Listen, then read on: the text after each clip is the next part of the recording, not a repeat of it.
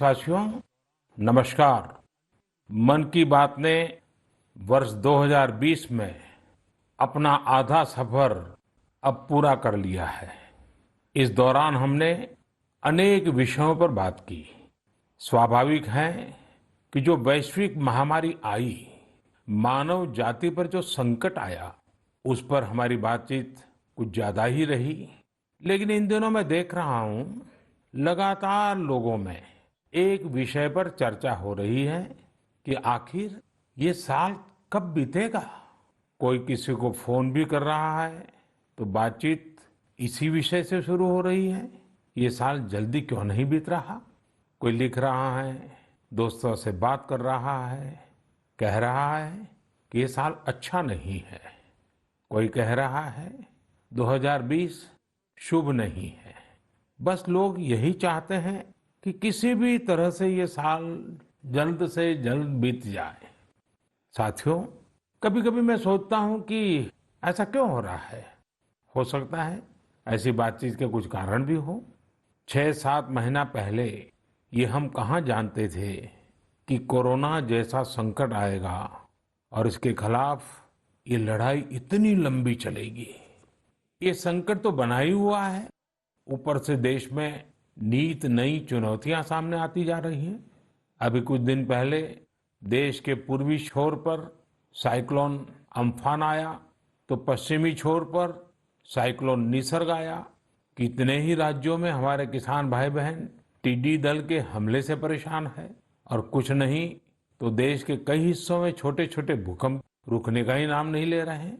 और इन सबके बीच हमारे कुछ पड़ोसियों द्वारा जो हो रहा है, देश उन चुनौतियों से भी निपट रहा है। वाकई एक साथ इतनी आपदाएं, इस स्तर की आपदाएं बहुत कम ही देखने सुनने को मिलती हैं। हालात तो ये हो गई हैं कि कोई छोटी छोटी घटना भी हो रही है तो लोग उन्हें भी इन चुनौतियों के साथ जोड़ करके देख रहे हैं। साथियों, मुश्किलें आती हैं, संकट आते हैं, लेकिन सवाल यही है कि क्या इन आपदाओं की वजह से हमें साल 2020 को खराब मान लेना चाहिए। क्या पहले के 6 महीने जैसे बीते उसकी वजह से ये मान लेना कि पूरी साल ही ऐसा है, क्या ये सोचना सही है? जी नहीं, मेरे प्यारे देशवासियों, बिल्कुल नहीं।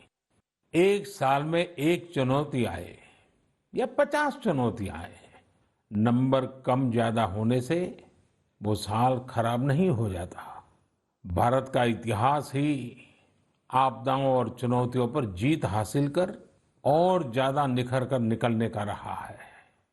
सैकड़ों वर्षों तक अलग अलग आक्रांताओं ने भारत पर हमला किया, उसे संकटों में डाला। लोगों को लगता था कि भारत की संरचना ही नष्ट हो जाएगी, भारत की संस्कृति ही समाप्त हो जाएगी। लेकिन इन संकटों से भारत और भी भव्य होकर सामने आया। साथियों, हमारे यहाँ कहा जाता है, सृजन शाश्वत है, सृजन निरंतर है। मुझे गीत की कुछ पंक्तियां याद आ रही हैं। यह कल कल छल छल बहती, क्या कहती गंगा धारा। यह कल कल छल छल बहती, क्या कहती गंगा धारा। युग युग से बहता आता, यह पुण्य प्रवाह हमारा। उसी गीत में आगे आता है, क्या उसको रोक सकेंगे, मिटने वाले मिट जाएं। कंकड़ पत्थर की हस्ती, कंकड़ पत्थर की हस्ती, क्या बाधा बनकर आए। भारत में भी जहां एक तरफ बड़े बड़े संकट आते गए, वहीं सभी बाधाओं को दूर करते हुए अनेकों अनेक सृजन भी हुए। नए साहित्य रचे गए, नए अनुसंधान हुए, नए सिद्धांत गढ़े गए। यानी संकट के दौरान भी हर क्षेत्र में सृजन की प्रक्रिया जारी रही और हमारी संस्कृति पुष्पित पल्लवित होती रही। देश आगे बढ़ता ही रहा। भारत ने हमेशा संकटों को सफलता की सीढ़ियों में परिवर्तित किया है। इसी भावना के साथ हमें आज भी इन सारे संकटों के बीच आगे बढ़ते ही रहना है। आप भी इसी विचार से आगे बढ़ेंगे, 130 करोड़ देशवासी आगे बढ़ेंगे, तो यही साल देश के लिए नए कीर्तिमान बनाने वाला साल साबित होगा। इसी साल में देश नए लक्ष्य प्राप्त करेगा, नई उड़ान भरेगा, नई ऊंचाइयों को छुएगा। मुझे पूरा विश्वास 130 करोड़ देशवासियों की शक्ति पर है, आप सब पर है, इस देश की महान परंपरा पर है। मेरे प्यारे देशवासियों, संकट चाहे जितना भी बड़ा हो, भारत के संस्कार निस्वार्थ भाव से सेवा की प्रेरणा देते हैं। भारत ने जिस तरह मुश्किल समय में दुनिया की मदद की, उसने आज शांति और विकास में भारत की भूमिका को और मजबूत किया है। दुनिया ने इस दौरान भारत की विश्व बंधुत्व की भावना को भी महसूस किया है और इसके साथ ही दुनिया ने अपनी संप्रभुता और सीमाओं की रक्षा करने के लिए भारत की ताकत और भारत के कमिटमेंट को भी देखा है। लद्दाख में भारत की भूमि पर आंख उठाकर देखने वालों को करारा जवाब मिला है। भारत मित्रता निभाना जानता है तो आंख में आंख डालकर देखना और उचित जवाब देना भी जानता है। हमारे वीर सैनिकों ने दिखा दिया है कि वो कभी भी मां भारती के गौरव पर आंच नहीं आने देंगे। साथियों, लद्दाख में हमारे जो वीर जवान शहीद हुए हैं, उनके शौर्य को पूरा देश नमन कर रहा है, श्रद्धांजलि दे रहा है। पूरा देश उनका कृतज्ञ है, उनके सामने नतमस्तक है। इन साथियों के परिवारों की तरह ही हर भारतीय इन्हें खोने का दर्द भी अनुभव कर रहा है। अपने वीर सपूतों के बलिदान पर उनके परिजनों में गर्व की जो भावना है, देश के लिए जो जज्बा है, यही तो देश की ताकत है। आपने देखा होगा, जिनके बेटे शहीद हुए, वो माता पिता अपने दूसरे बेटों को भी, घर के दूसरे बच्चों को भी सेना में भेजने की बात कर रहे हैं। बिहार के रहने वाले शहीद कुंदन कुमार के पिताजी के शब्द तो कानों में गूंज रहे हैं। वो कह रहे थे, अपने पोतों को भी देश की रक्षा के लिए सेना में भेजूंगा। यही हौसला हर शहीद के परिवार का है। वास्तव में इन परिजनों का त्याग पूजनीय है। भारत माता की रक्षा के जिस संकल्प से हमारे जवानों ने बलिदान दिया है, उसी संकल्प को हमें भी जीवन का ध्येय बनाना है, हर देशवासी को बनाना है। हमारा हर प्रयास इसी दिशा में होना चाहिए, जिससे सीमाओं की रक्षा के लिए देश की ताकत बढ़े, देश और अधिक सक्षम बने, देश आत्मनिर्भर बने। यही हमारे शहीदों को सच्ची श्रद्धांजलि भी होगी। मुझे असम से रजनी जी ने लिखा है कि उन्होंने पूर्वी लद्दाख में जो कुछ हुआ, वो देखने के बाद एक प्रण लिया है। प्रण ये कि वो लोकल ही खरीदेंगे, इतना ही नहीं, लोकल के लिए वोकल भी होगी। ऐसे संदेश मुझे देश के हर कोने से आ रहे हैं। बहुत से लोग मुझे पत्र लिखकर बता रहे हैं कि वो इस और बढ़ चले हैं। इसी तरह तमिलनाडु के मदुरई से मोहन रामामूर्ति जी ने लिखा है कि वो भारत को डिफेंस के क्षेत्र में आत्मनिर्भर बनते हुए देखना चाहते हैं। साथियों, आजादी के पहले हमारा देश डिफेंस सेक्टर में दुनिया के कई देशों से आगे था। हमारे यहाँ अनेकों ऑर्डिनेंस फैक्ट्रियां होती थी। उस समय कई देश जो हमसे बहुत पीछे थे वो आज हमसे आगे हैं। आजादी के बाद डिफेंस सेक्टर में हमें जो प्रयास करने चाहिए थे, हमें अपने पुराने अनुभवों का जो लाभ उठाना चाहिए था, हम उसका लाभ नहीं उठा पाए। लेकिन आज डिफेंस सेक्टर में, टेक्नोलॉजी के क्षेत्र में भारत आगे बढ़ने का निरंतर प्रयास कर रहा है। भारत आत्मनिर्भरता की तरफ कदम बढ़ा रहा है। साथियों, कोई भी मिशन पीपल्स पार्टिसिपेशन, जन भागीदारी के बिना पूरा नहीं हो सकता, सफल नहीं हो सकता। इसलिए आत्मनिर्भर भारत की दिशा में एक नागरिक के तौर पर हम सबका संकल्प, समर्पण और सहयोग बहुत जरूरी है, अनिवार्य है। आप लोकल खरीदेंगे, लोकल के लिए वोकल होंगे, तो समझिए आप देश को मजबूत करने में अपनी भूमिका निभा रहे हैं। ये भी एक तरह से देश की सेवा ही है। आप किसी भी प्रोफेशन में हो, हर एक जगह देश सेवा का बहुत स्कोप होता ही है। देश की आवश्यकता को समझते हुए जो भी कार्य करते हैं वो देश की सेवा ही होती है। आपकी यही सेवा देश को कहीं न कहीं मजबूत भी करती है। और हमें ये भी याद रखना है, हमारा देश जितना मजबूत होगा, दुनिया में शांति की संभावनाएं भी उतनी ही मजबूत होगी।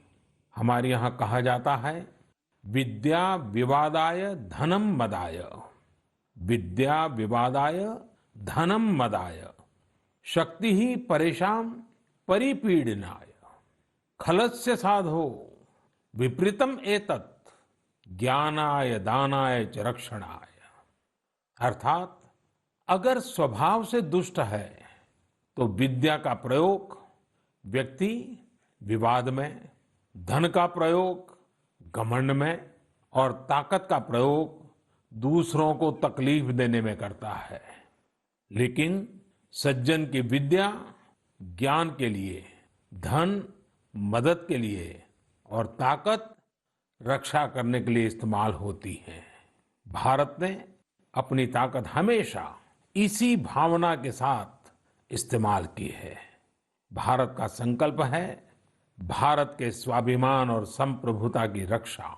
भारत का लक्ष्य है आत्मनिर्भर भारत। भारत की परंपरा है भरोसा, मित्रता।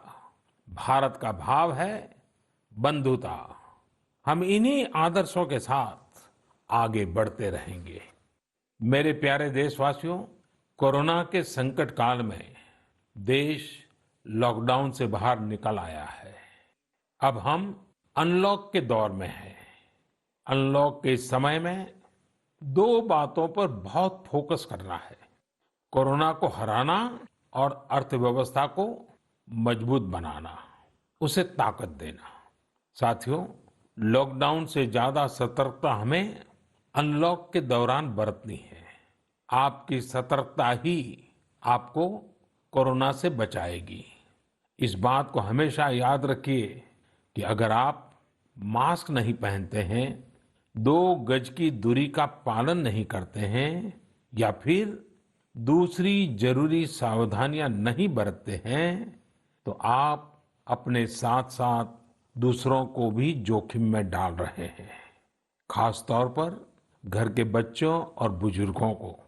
इसीलिए सभी देशवासियों से मेरा निवेदन है, और ये निवेदन मैं बार बार करता हूं, और मेरा निवेदन है कि आप लापरवाही मत बरतिए। अपना भी ख्याल रखिए और दूसरों का भी। साथियों, अनलॉक के दौर में बहुत सी ऐसी चीजें भी अनलॉक हो रही हैं जिनमें भारत दशकों से बंधा हुआ था। वर्षों से हमारा माइनिंग सेक्टर लॉकडाउन में था।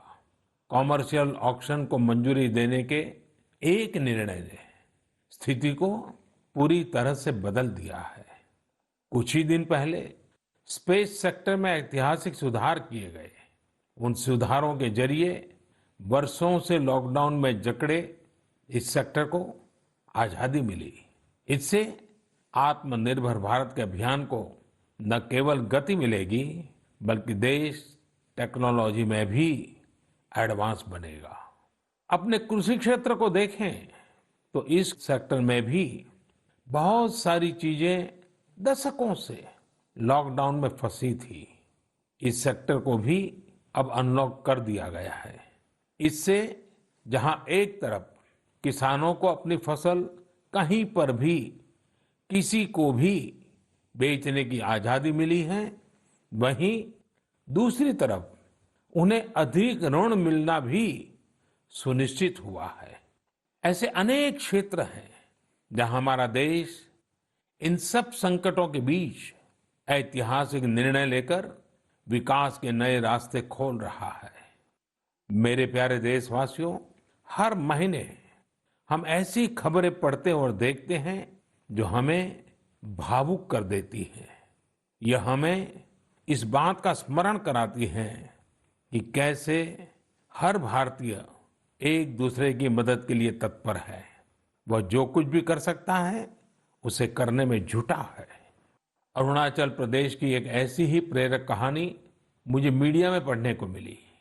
यहाँ सियांग जिले के मिरेम गांव ने वो अनोखा कार्य कर दिखाया जो समूचे भारत के लिए एक मिसाल बन गया है। इस गांव के कई लोग बाहर रहकर नौकरी करते हैं। गांव वालों ने देखा कि कोरोना महामारी के समय ये सभी अपने गांव की ओर लौट रहे हैं। ऐसे में गांव वालों ने पहले से ही गांव के बाहर क्वारंटीन का इंतजाम करने का फैसला किया। उन्होंने आपस में मिलकर गांव से कुछ ही दूरी पर 14 अस्थायी झोपड़ियां बना दी और ये तय किया कि जब गांव वाले लौटकर आएंगे तो उन्हें इन्हीं झोपड़ियों में कुछ दिन क्वारंटीन में रखा जाएगा। उन झोपड़ियों में शौचालय, बिजली, पानी समेत दैनिक जरूरत की हर तरह की सुविधा उपलब्ध कराई गई। जाहिर है, मिरेम गांव के लोगों के इस सामूहिक प्रयास और जागरूकता ने सबका ध्यान अपनी ओर आकर्षित कर लिया। साथियों, हमारे यहाँ कहा जाता है, स्वभावम न जहाति एव साधु आपदगतो भी सन कर्पूरः पावक स्पृष्टः सौरभम लभते तराम। अर्थात जैसे कपूर आग में तपने पर भी अपनी सुगंध नहीं छोड़ता, वैसे ही अच्छे लोग आपदा में भी अपने गुण, अपना स्वभाव नहीं छोड़ते। आज हमारे देश की जो श्रम शक्ति है, जो श्रमिक साथी हैं, वो भी इसका जीता जागता उदाहरण है। आप देखिए, इन दिनों हमारे प्रवासी श्रमिकों की ऐसी कितनी ही कहानियां आ रही हैं जो पूरे देश को प्रेरणा दे रही है। यूपी के बाराबंकी में गांव लौटकर आए मजदूरों ने कल्याणी नदी का प्राकृतिक स्वरूप लौटाने के लिए काम शुरू कर दिया। नदी का उद्धार होता देख आसपास के किसान, आसपास के लोग भी उत्साहित हैं। गांव में आने के बाद क्वारंटीन सेंटर में रहते हुए, आइसोलेशन सेंटर में रहते हुए हमारे श्रमिक साथियों ने जिस तरह अपने कौशल्य का इस्तेमाल करते हुए अपने आसपास की स्थितियों को बदला है, वो अद्भुत है। लेकिन साथियों, ऐसे कितने ही किस्से, कहानियां देश के लाखों गांवों के हैं जो हम तक नहीं पहुंच पाए हैं। जैसा हमारे देश का स्वभाव है, मुझे विश्वास है साथियों कि आपके गांव में भी, आपके आसपास भी ऐसी अनेक घटनाएं घटी होगी। अगर आपके ध्यान में ऐसी बात आई है तो आप ऐसी प्रेरक घटना को मुझे जरूर लिखिए। संकट के इस समय में ये सकारात्मक घटनाएं, ये कहानियां औरों को भी प्रेरणा देगी। मेरे प्यारे देशवासियों, कोरोना वायरस ने निश्चित रूप से हमारे जीवन जीने के तरीकों में बदलाव ला दिया है। मैं लंदन से प्रकाशित फाइनेंशियल टाइम्स में एक बहुत ही दिलचस्प लेख पढ़ रहा था। इसमें लिखा था कि कोरोना काल के दौरान अदरक, हल्दी समेत दूसरे मसालों की मांग एशिया के अलावा अमेरिका तक में भी बढ़ गई है। पूरी दुनिया का ध्यान इस समय अपनी इम्यूनिटी बढ़ाने पर है और इम्यूनिटी बढ़ाने वाली इन चीजों का संबंध हमारे देश से है। हमें इनकी खासियत विश्व के लोगों को ऐसी सहज और सरल भाषा में बतानी चाहिए जिससे वे आसानी से समझ सकें और हम एक हेल्दियर प्लेनेट बनाने में अपना योगदान दे सकें। मेरे प्यारे देशवासियों, कोरोना जैसा संकट नहीं आया होता तो शायद जीवन क्या है, जीवन क्यों है, जीवन कैसा है, हमें शायद ये याद ही नहीं आता। कई लोग इसी वजह से मानसिक तनाव में जीते रहे हैं। तो दूसरी ओर लोगों ने मुझे ये भी शेयर किया है कि कैसे लॉकडाउन के दौरान खुशियों के छोटे छोटे पहलू भी उन्होंने जीवन में रीडिस्कवर किए हैं। कई लोगों ने मुझे पारंपरिक इंडोर गेम्स खेलने और पूरे परिवार के साथ उसका आनंद लेने के अनुभव भेजे हैं। साथियों, हमारे देश में पारंपरिक खेलों की बहुत समृद्ध विरासत रही है। जैसे आपने एक खेल का नाम सुना होगा, पचीसी। यह खेल तमिलनाडु में पल्लानुंगली, कर्नाटक में अली गुली मणे और आंध्र प्रदेश में वामन गुंटलू के नाम से खेला जाता है। ये एक प्रकार का स्ट्रेटेजी गेम है जिसमें एक बोर्ड का उपयोग किया जाता है। इसमें कई खांचे होते हैं जिनमें मौजूद गोली या बीज को खिलाड़ियों को पकड़ना होता है। कहा जाता है कि यह गेम दक्षिण भारत से दक्षिण पूर्व एशिया और फिर दुनिया में फैला है। साथियों, आज हर बच्चा सांप सीढ़ी के खेल के बारे में जानता है, लेकिन क्या आपको पता है कि यह भी एक भारतीय पारंपरिक गेम का ही रूप है जिसे मोक्ष पाटम या परम पदम कहा जाता है। हमारे यहाँ का एक और पारंपरिक गेम रहा है गुट्टा। बड़े भी गुट्टे खेलते हैं और बच्चे भी। बस एक ही साइज के 5 छोटे पत्थर उठाएं और आप गुट्टे खेलने के लिए तैयार। एक पत्थर हवा में उछालिए और जब तक वो पत्थर हवा में हो आपको जमीन पर रखे बाकी पत्थर उठाने होते हैं। आम तौर पर हमारे यहाँ इंडोर खेलों में कोई बड़े साधनों की जरूरत नहीं होती है। कोई एक चौक या पत्थर ले आता है, उसे जमीन पर ही कुछ लकीरें खींच देता है और फिर खेल शुरू हो जाता है। जिन खेलों में डाइस की जरूरत पड़ती है, कोड़ियों से या इमली के बीज से भी काम चल जाता है। साथियों, मुझे मालूम है आज जब मैं ये बात कर रहा हूं, कितने ही लोग अपने बचपन में लौट गए होंगे। कितनों को ही अपने बचपन के दिन याद आ गए होंगे। मैं यही कहूंगा कि उन दिनों को आप भूले क्यों है, उन खेलों को आप भूले क्यों है। मेरा घर के नाना नानी, दादा दादी, घर के बुजुर्गों से आग्रह है कि नई पीढ़ी में ये खेल आप अगर ट्रांसफर नहीं करेंगे तो कौन करेगा। जब ऑनलाइन पढ़ाई की बात आ रही है तो बैलेंस बनाने के लिए, ऑनलाइन खेल से मुक्ति पाने के लिए भी हमें ऐसे करना ही होगा। हमारी युवा पीढ़ी के लिए भी, हमारे स्टार्टअप्स के लिए भी यहाँ एक नया अवसर है और मजबूत अवसर है।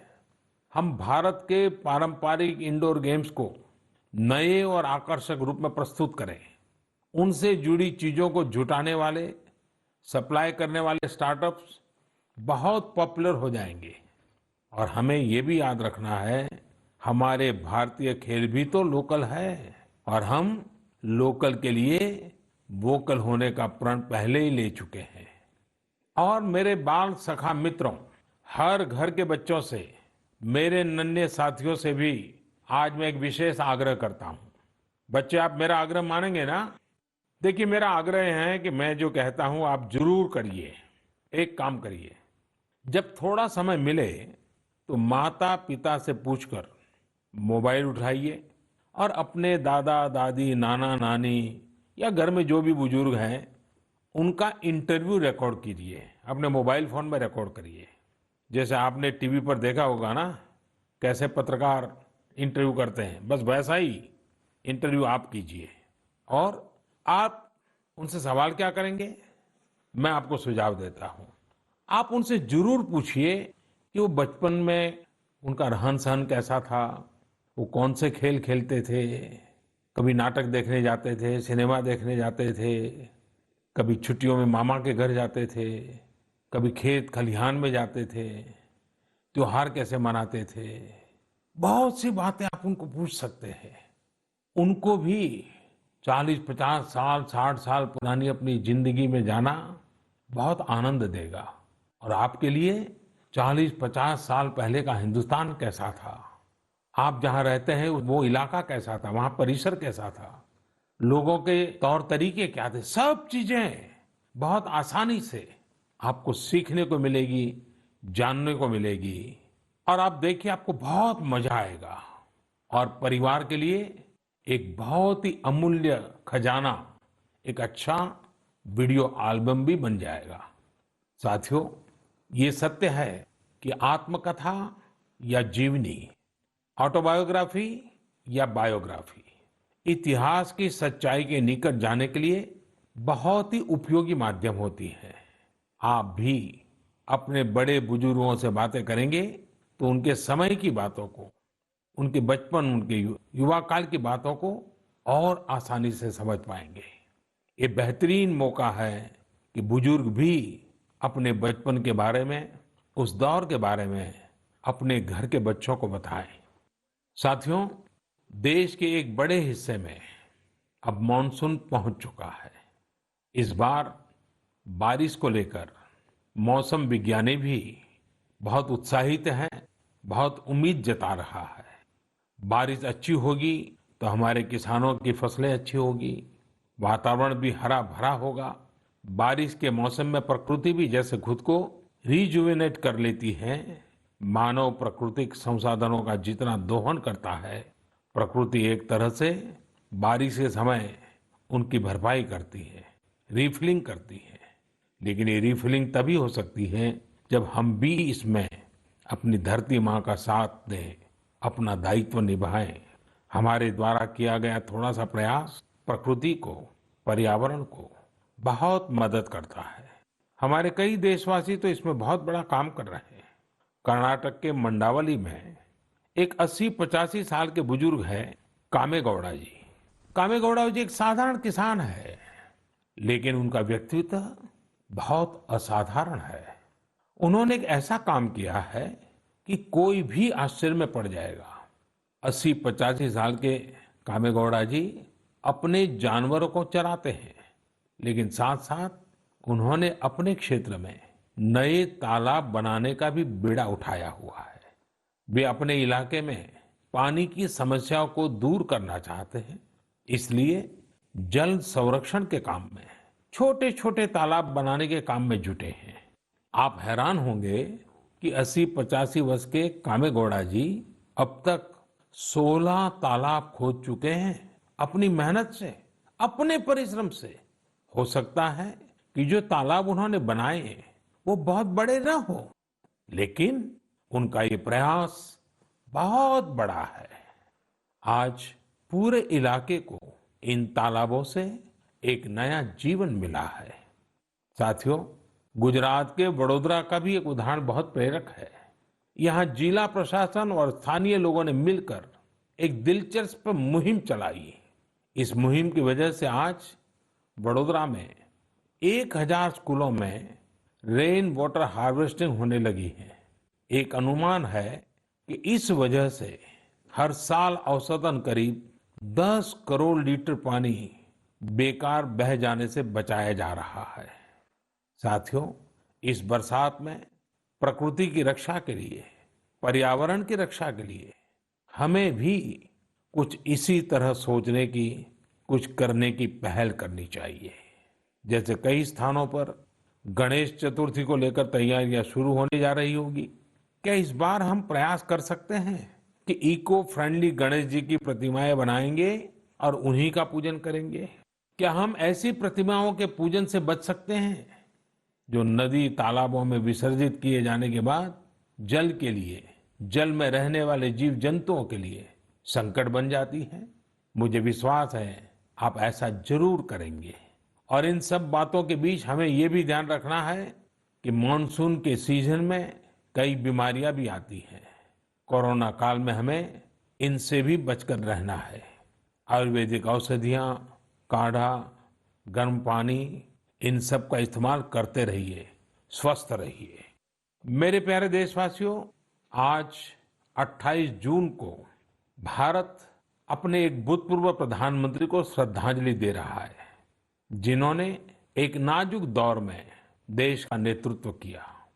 हमारे ये पूर्व प्रधानमंत्री श्री पीवी नरसिम्हा राव जी की आज जन्म शताब्दी वर्ष की शुरुआत का दिन है। जब हम पीवी नरसिम्हा राव जी के बारे में बात करते हैं तो स्वाभाविक रूप से राजनेता के रूप में उनकी छवि हमारे सामने उभरती है। लेकिन ये भी सच्चाई है कि वो अनेक भाषाओं को जानते थे, भारतीय एवं विदेशी भाषाएं बोल लेते थे। वे एक और भारतीय मूल्यों में रचे बसे थे तो दूसरी ओर उन्हें पाश्चात्य साहित्य और विज्ञान का भी ज्ञान था। वे भारत के सबसे अनुभवी नेताओं में से एक थे। लेकिन उनके जीवन का एक और पहलू भी है और वो उल्लेखनीय है, हमें जानना भी चाहिए। साथियों, नरसिम्हा राव जी अपनी किशोरावस्था में ही स्वतंत्रता आंदोलन में शामिल हो गए थे। जब हैदराबाद के निजाम ने वंदे मातरम गाने की अनुमति देने से इनकार कर दिया था, तब उनके खिलाफ आंदोलन में उन्होंने भी सक्रिय रूप से हिस्सा लिया था। उस समय उनकी उम्र सिर्फ 17 साल थी।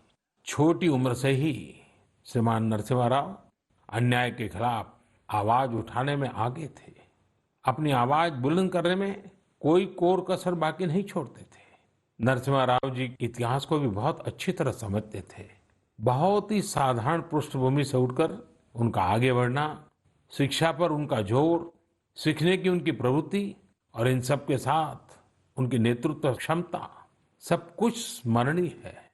मेरा आग्रह है कि नरसिम्हा राव जी के जन्म शताब्दी वर्ष में हम सभी लोग उनके जीवन और विचारों के बारे में ज्यादा से ज्यादा जानने का प्रयास करें।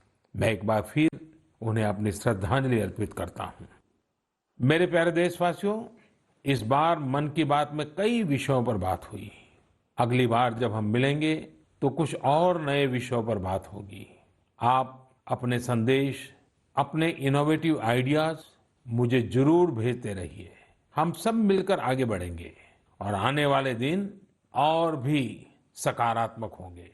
जैसा कि मैंने आज शुरू में कहा, हम इसी साल यानी 2020 में ही बेहतर करेंगे, आगे बढ़ेंगे और देश भी नई ऊंचाइयों को छुएगा। मुझे भरोसा है कि 2020 भारत को इस दशक में एक नई दिशा देने वाला वर्ष साबित होगा।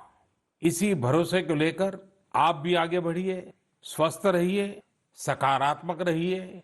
इन्हीं शुभकामनाओं के साथ आप सभी का बहुत बहुत धन्यवाद।